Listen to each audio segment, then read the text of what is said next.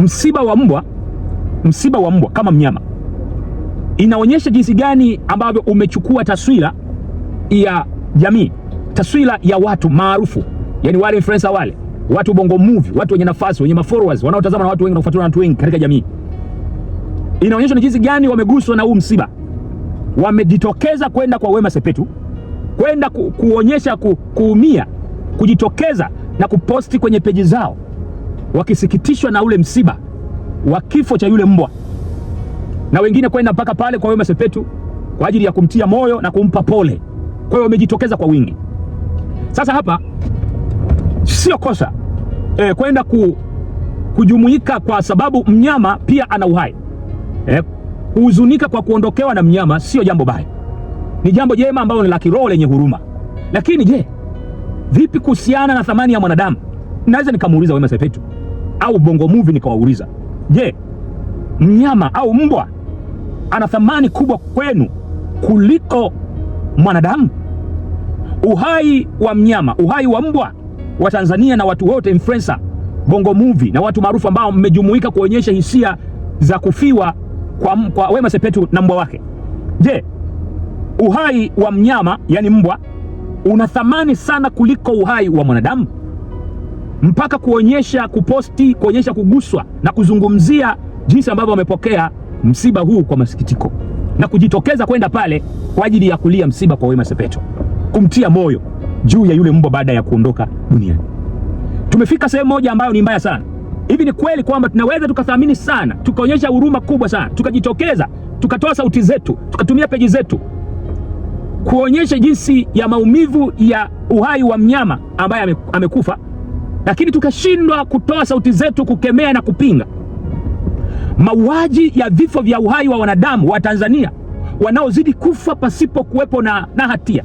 Uhai wao unanyang'anywa, watu wanatekwa, watu wanachinjwa, watu wanapelekwa mahali wasipojulikana. Sasa tunawezaje kuwa katika taifa hivi kama watu maarufu, vielelezo, tukaonyesha huruma kwa wanyama, lakini tukashindwa kuonyesha sauti zetu na nafasi zetu kwa uhai wa mwanadamu? Tukashindwa hata kukemea, hata kupost. Ni kweli Bongo Movie, nyinyi uhai wa mwanadamu hauna thamani kiasi hicho, lakini mnyama ana thamani sana kwenu. Ni kweli kabisa. Mimi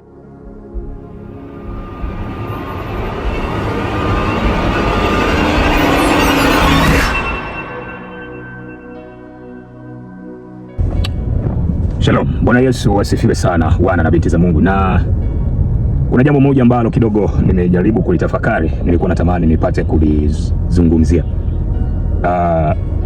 Nimeona katika taifa letu la Tanzania kuna mauaji bado yanaendelea ambayo yamekuwa yakishtua sana na kugusa mioyo ya watu wenye huruma na utu. Tanzania yetu hii bado uendeshaji wa maisha ya mwanadamu hayathaminiki sana kwa sasa hivi.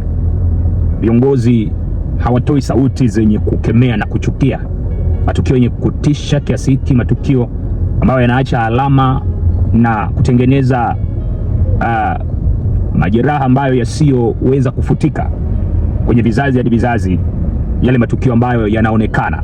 Kwa mfano, ameonekana mtu mmoja ambaye ameuawa, amekatwa shingo na akawa katika maji, ametupwa kwenye maji. Kwa hiyo kwa muda mrefu nadhani maiti yake imeelea, ikaonekana kule Tabata ikiwa inaelea, lakini imekatwa shingo.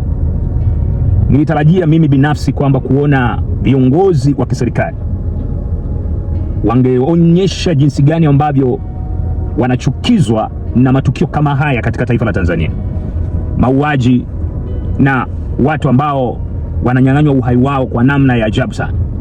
Kwa hiyo nilitarajia hivyo viongozi wangeonyesha kuchukizwa, kauli zenye kukemea, lakini nimesikitika kuona kwamba hakuna kauli yoyote ya kiongozi ambaye anaweza akasimama hata bungeni kuzungumzia mambo kama haya ambayo yanaumiza na kuacha majeraha na utisho na kuongofya mioyo ya Watanzania. Na matokeo yake tunazidi kuona kwamba viongozi wanaendelea na mambo mengine, lakini kuna watu wanakufa na kupotea kwa vifo vya ajabu sana. Sasa maana yake hiyo ndio Tanzania tulipofikia. Binadamu tumejengwa katika mfumo huo. Serikali yetu nadhani inaendelea kuonyesha jinsi gani wananchi wake namna ambavyo inavyowachukulia. Binafsi mimi hapa sijapendezwa sana na viongozi ambao walioko sasa, ambao hawaonyeshi huruma ya Watanzania wanaoonewa na kufa pasipo kuwepo na sababu yoyote ile. Watu wananyang'anywa uhai wao, lakini viongozi wamekaa kimya.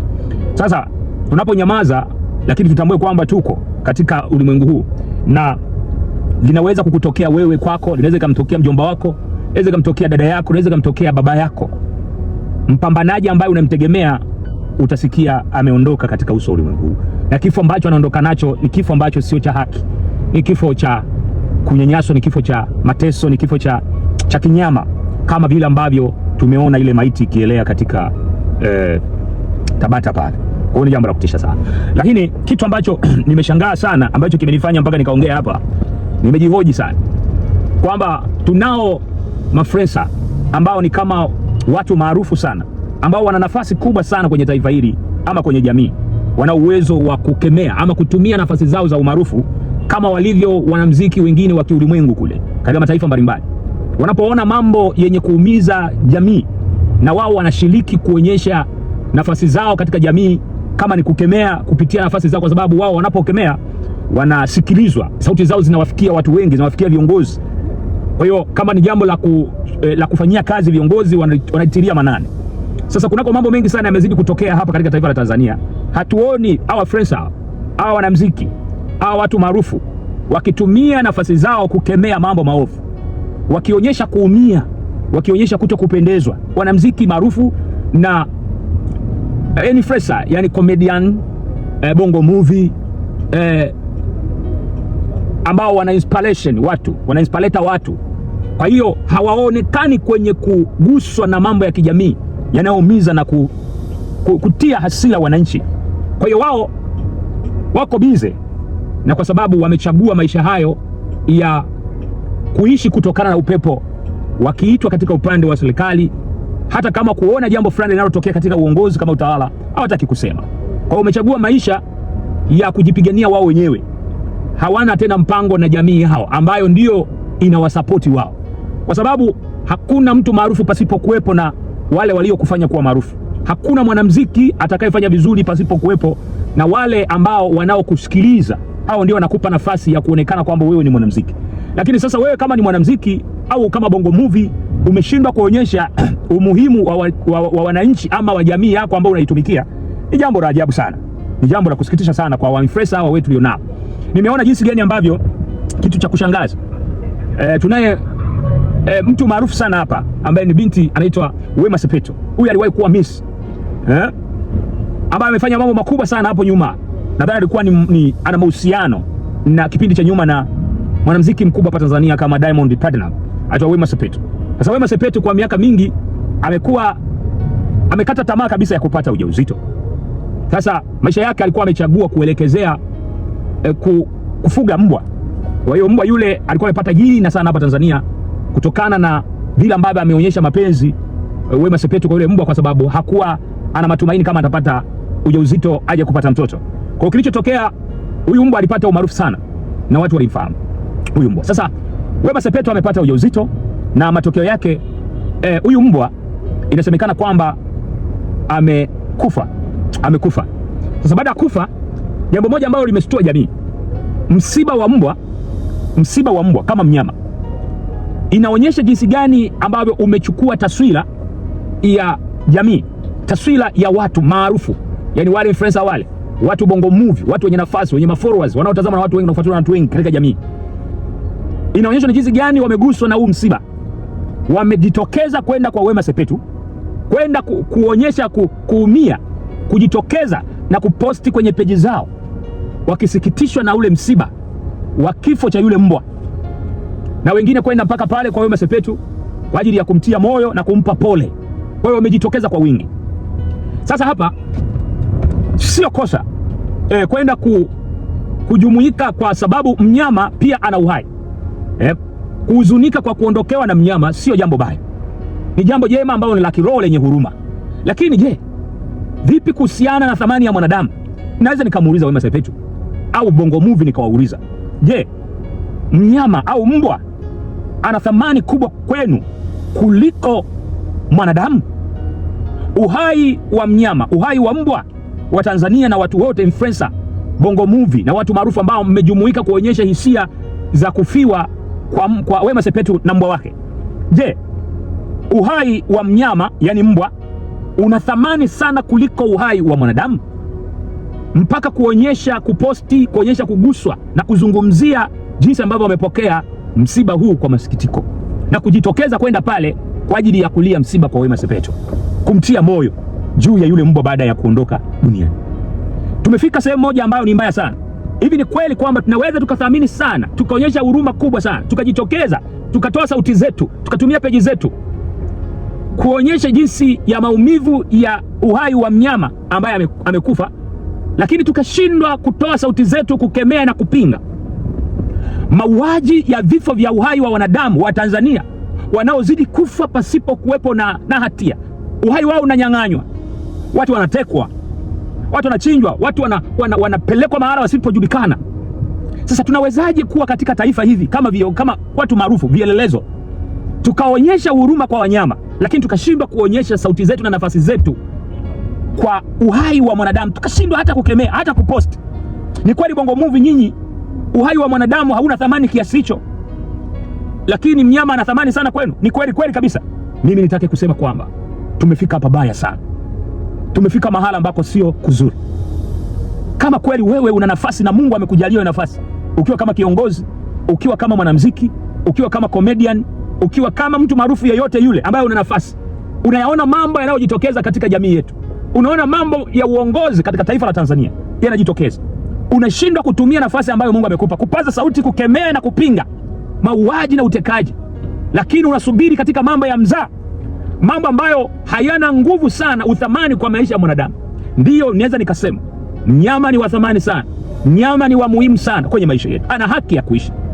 Na unapoonyesha huruma kama hiyo, ni kweli mnyama yule unapoonyesha huruma inaonyesha kwamba una moyo wa kimungu, lakini kiukweli tuangalie nafasi kuanzia kwa mwanadamu. Uhai wa mwanadamu ni wa muhimu kuliko wa mnyama. Nimalizia kusema katika neno hili, mahala ambapo tulipofika sio pazuri. Ukisoma katika Mwanzo 1 mstari wa 26 mpaka 27, Biblia inasema, na Mungu akasema na tumfanye mtu kwa mfano wetu, wakatawale samaki wa baharini na ndege wa angani na wanyama wote. Hapa unaona vitu viwili, mwanadamu na mfano wa Mungu, mnyama chini ya mamlaka yake. Kwa kumbe mwanadamu aliumbwa kwa mfano wa Mungu. Kwa hiyo mwanadamu duniani anapoondoka, anapoonewa, Mungu humgusa zaidi. Mungu amemthaminisha mwanadamu kuliko mnyama, kwa sababu mnyama yuko chini ya mwanadamu. Mnyama yuko chini ya mwanadamu. Kwa Mungu amemuumba mwanadamu kwa thamani ya kipekee na akamthaminisha sana. Mwanadamu ana pumzi ya uhai wa kipekee. Kwa katika Mwanzo 7 mstari wa Mwanzo 2 mstari wa 7, Bwana Mungu akamfanya mtu kwa mavumbi ya ardhi, akampulizia pumzi ya uhai, mtu akawa nafsi hai.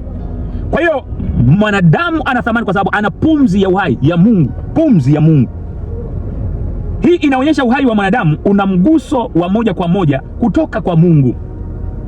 Kwa kumbe uhai wa mwanadamu una mguso, una thamani kubwa wa moja kwa moja kutoka kwa Mungu. Mwanadamu ana thamani kuliko wanyama. Ukisoma katika Mwanzo 10 mstari wa 29 mpaka 31, maneno ya Yesu Kristo, je, mashomoro wawili hawauzwi kwa senti? Ninyi ni wa thamani kuliko mashomoro wengi. Kwa hiyo lazima uelewe kwa namna yoyote sisi ni wa thamani. Uhai wa mwanadamu tusiupuuze. Tutumie nafasi zetu. Tanzania hii tunaelekea pabaya. Unaweza ukaona jambo ambalo halijakupata wewe, hujaona msiba uliokupata wewe, haujakupata wewe, umewapata watu wengine, na wewe itakutokea. Inaweza ikawa kesho kutwa akatokewa ndugu yako.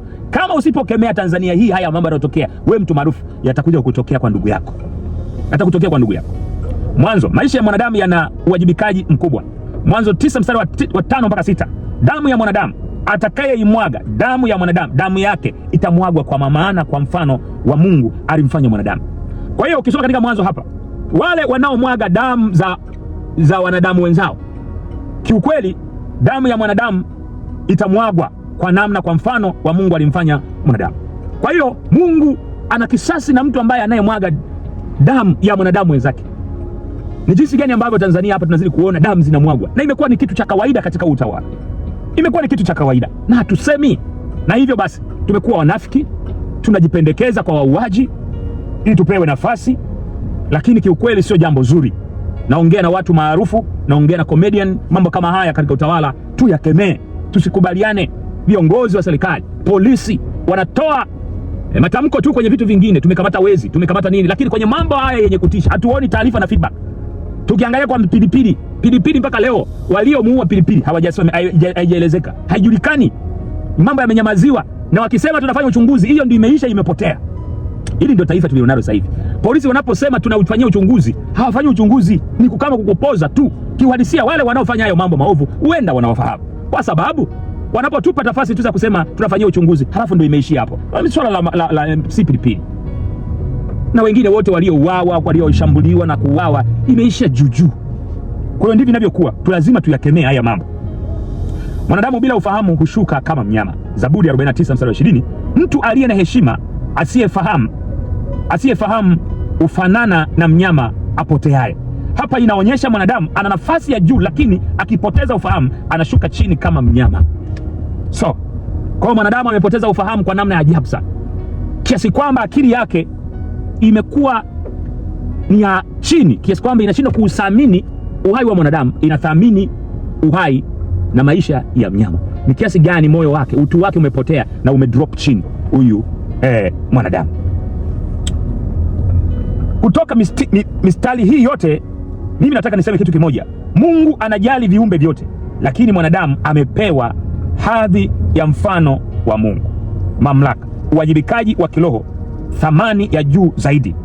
Kiukweli lazima tujitokeze watu, tuangalie uhai wa wanadamu kuliko mambo mengine. Tupige kelele tunapoona watu wanauawa na kutekwa, tusianze kuangalia tu mambo mengine. Enyi mafrensa, enyi watu maarufu, tumieni nafasi zenu kukemea mambo maovu. Asante sana.